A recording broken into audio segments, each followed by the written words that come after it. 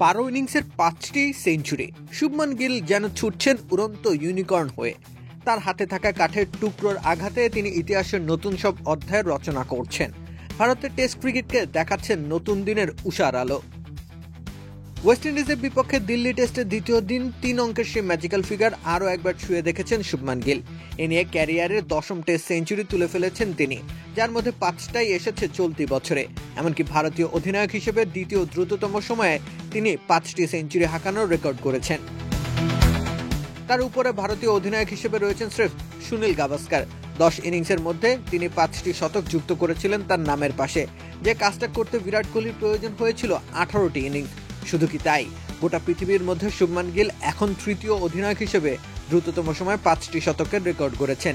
ইংল্যান্ডের কিংবদন্তি অধিনায়ক অ্যালিস্টার কুক স্রেফ 9 ইনিংসেই 5টি সেঞ্চুরি করে ফেলেছিলেন। চা মানে লাইফটা ভরপুর, চা মানে ইস্পাহানি মির্জাপুর। চলতি বছরে টেস্ট ক্রিকেটে শুভমান রয়েছেন দুর্দান্ত ফর্মে। এক পঞ্জিকা বর্ষে ভারতের হয়ে 5টি সেঞ্চুরি করা তিনি দ্বিতীয় ব্যাটার, পেছনে ফেলেছেন সচিন টেন্ডুলকারকে। বিরাট কোহলির মতো তারকা ব্যাটারদের চাইতেও দ্রুততম সময় এই কীর্তি গড়েছেন শুভমান। এক পঞ্জিকা বর্ষে বিরাটের 5টি সেঞ্চুরি করতে লেগেছিল 16 ইনিংস, সেখানে 12 ইনিংসেই শুভমানের 5 সেঞ্চুরি।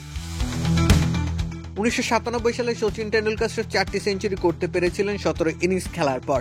এখানেই শেষ নয়, বিশ্ব টেস্ট চ্যাম্পিয়নশিপে ভারতের পক্ষে এখন সর্বোচ্চ রানের মালিক শুভমান গিল। তিনি পেছনে ফেলেছেন ঋষভ পান্তকে। এমনকি সর্বোচ্চ রান সংগ্রাহকদের তালিকায় তিনি সেরা 10-এ প্রবেশ করে ফেলেছেন। চলতি বছরে অধিনায়কত্বের দায়িত্ব পেয়ে রীতিমতো যেন উড়ে বেড়াচ্ছেন শুভমান গিল। ইংল্যান্ড থেকে 2-2 ব্যবধানে টেস্ট সিরিজ ড্র করেছেন, ব্যাট হাতে প্রশংসা কুড়িয়েছেন। এরপর ঘরের মাঠে ওয়েস্ট ইন্ডিজকে ধরাশায়ী করেছে তার দল বেশ অনায়াসে। এই ধারা চলমান থাকলে অধরা টেস্ট চ্যাম্পিয়নশিপের শিরোপাও শোভা পাবে ভারতের অর্জনের শোকেসে, আর নানান রকম রেকর্ডের পাতায় ঠাঁই হবে শুভমানের।